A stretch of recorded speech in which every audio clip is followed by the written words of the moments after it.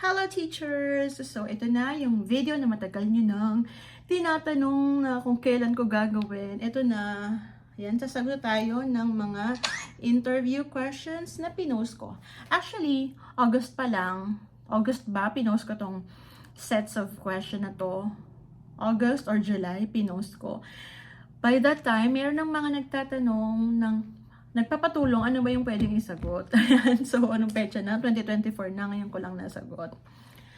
So, disclaimer. Disclaimer lang, hindi ako sugo ng MOE. Kaya yung mga sagot ko dito, hindi ko alam kung pasok sa standards nila. Yung mga sagot ko sa mga questions na to, ay base lamang po sa aking naging experience sa pagtuturo ng 2 years sa private school at 7 years sa public school. So, let's get it on! Gamitin natin yung video para mas madali. Okay? So, usually, first question ay tinatanong, tell something about yourself, diba? So, ano pa nga masasabihin natin? Hi. Diba? Good morning.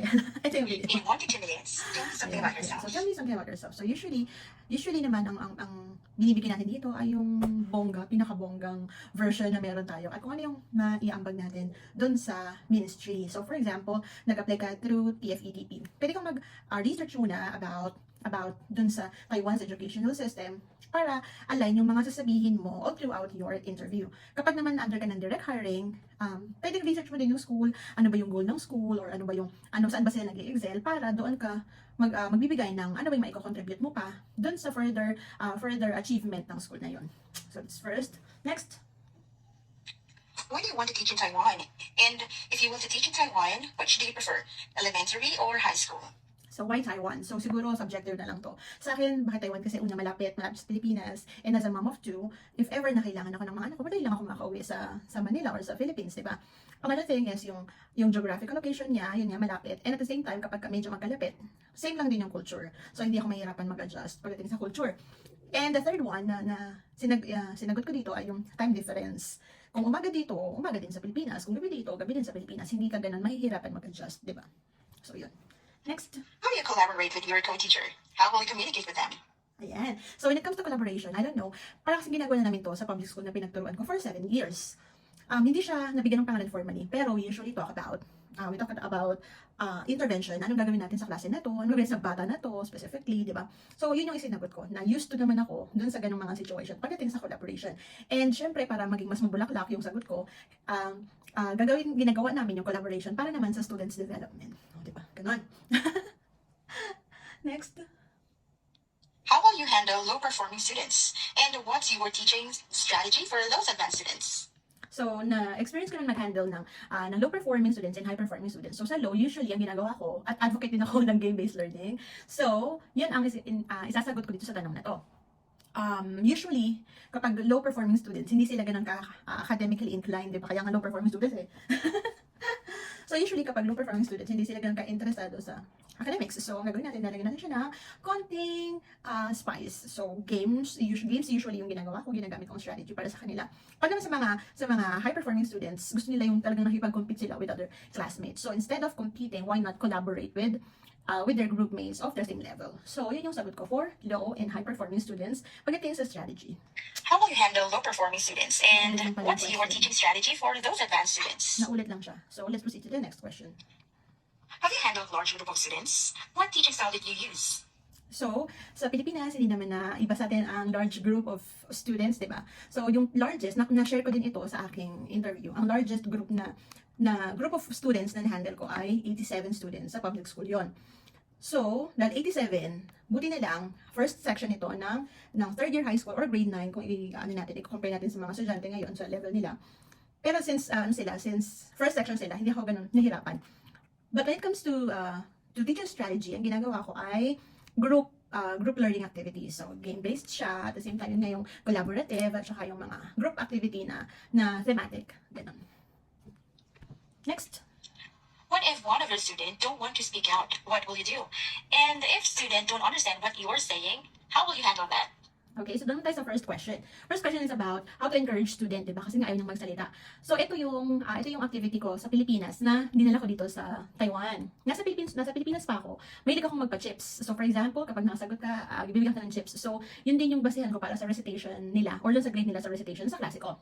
Dito naman sa Taiwan, ito naman ginawa namin. Nag-create kami ng card, recitation card nila, tapos nagagamit kami ng stamp.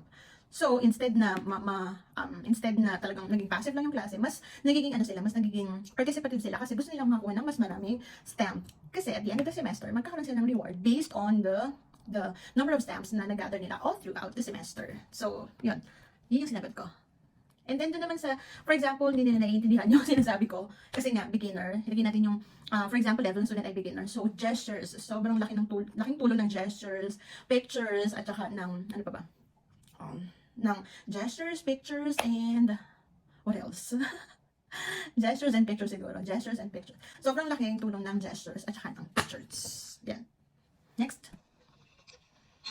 How do you handle naughty and disruptive students? Yan, pwede naman sa mga naughty students. Ano gagawin natin dyan? Ano ba sinagot ko dyan? Pagdating dyan, sabi ko, i-correct ko siya right away, but not in a negative form. Napapagalitan mo siya, na mapapahiya siya, ma-embarrass siya sa klase. So, sabi ko, presence lang, tatabihan ko lang siya, or lalapitan ko lang siya, tapos doon lang ako magsasalita sa tabi niya, or doon ako magkaklase sa tabi niya. Or other way naman, na pwede kong gawin ay, kung hindi man siya interesado, doon sa sinasabi ko, gagawa ko ng paraan para maging participative sa klase ko. Like for example, ayaw naman niyang magsalita or ayaw niyang mag-participate dun sa English class namin. Ang gagawin ko, utusan ko na lang siya na halimbawa, ikaw may pasa nito or ikaw yung magturo kung sino yung next na magsasalita. So, in that case, mako-call pa rin yung attention niya at hindi na siya mag-disrupt ng klase. So, yan. Next. What is your teaching strategy or approach? And how do you evaluate your students? So, sa approach, yung sabi ko, advocate, pinaka-like kong gustong ginagawang strategy, like kong isip na strategy ay yung game-based learning. So, kasi, bukod sa ma-reach nila, kasi bakit nga game-based? Kasi, bukod sa motivated sila, alam mo yung magiging competitive din sila. Kasi nga, game siya. So, yun. And when it comes to evaluation, ang sinagot dito ay yung authentic evaluation. Hindi lahat ng bata magaling sa written, hindi lahat ng bata magaling sa oral. So, iba't ibang klase ng intelligence. So, pwedeng authentic.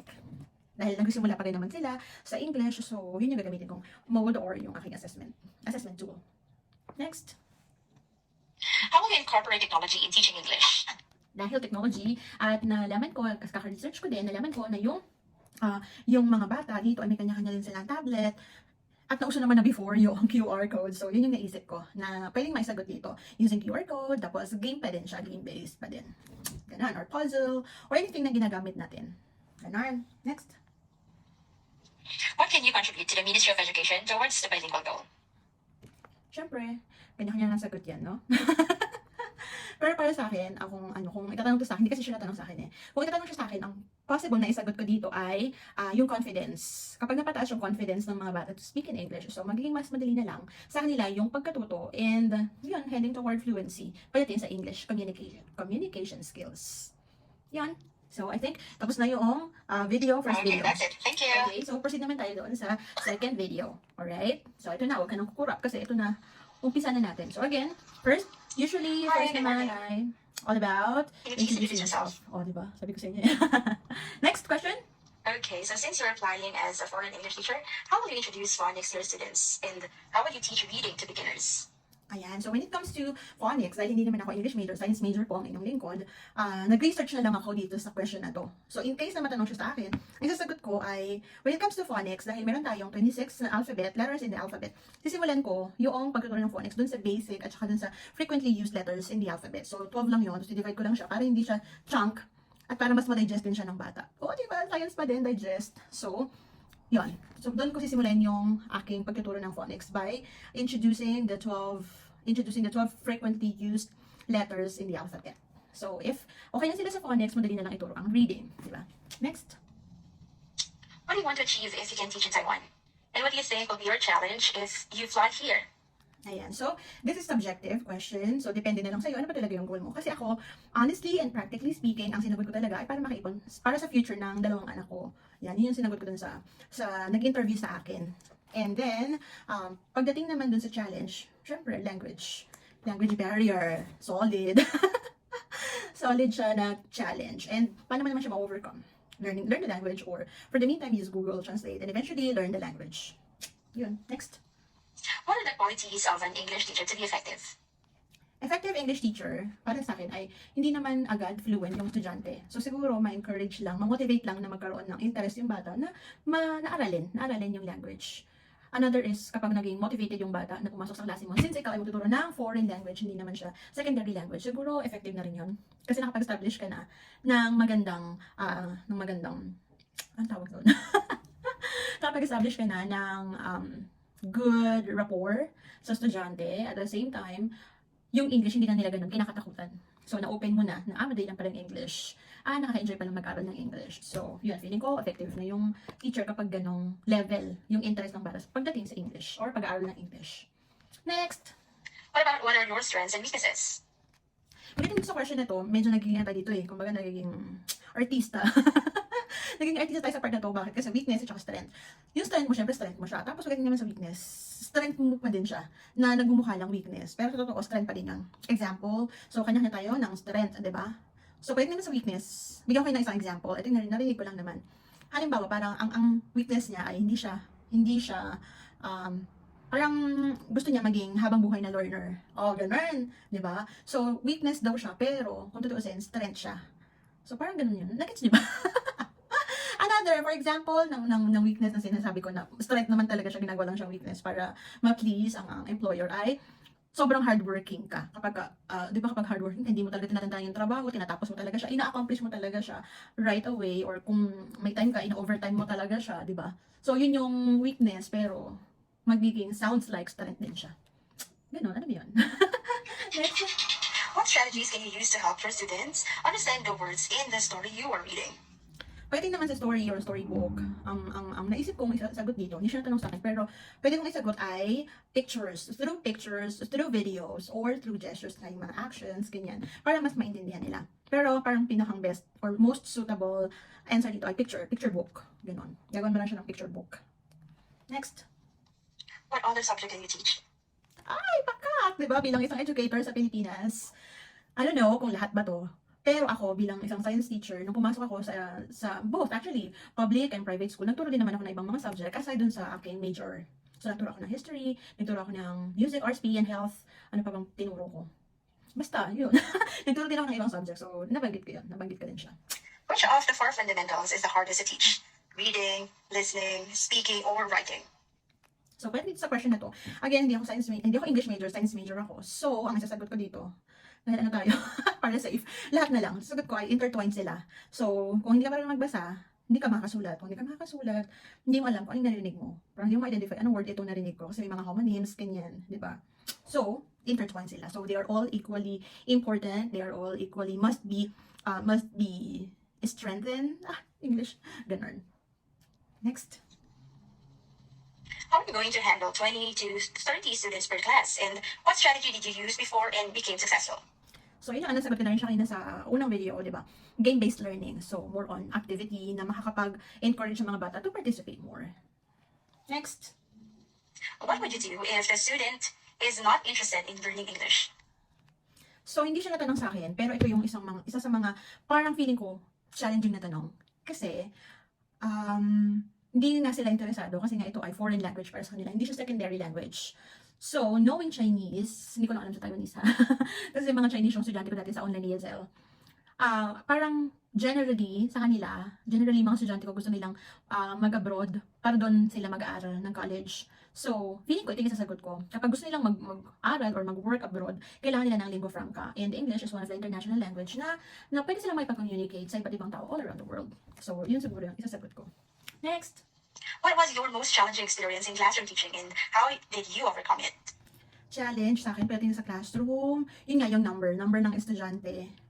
At saka yung, ano pa ba? Syempre pag malaki yung number ng klase, di ba? Meron dyan na hindi ka na talaga, ano ba? Yan. Bukod sa malaki yung klase, yung kung paano mo sila i-identify kung ano yung intelligence nila. So siguro, long process siya. Tama ba? Ito yung sinagot ko. So yun nga, ang gagawin natin. So yun nga, large group ng estudyante. Yun ang isang magiging challenge kasi hindi mo na talaga sila one-on-one ma-assess ng bonggang-bongga. Next. How do you engage parents into students' education?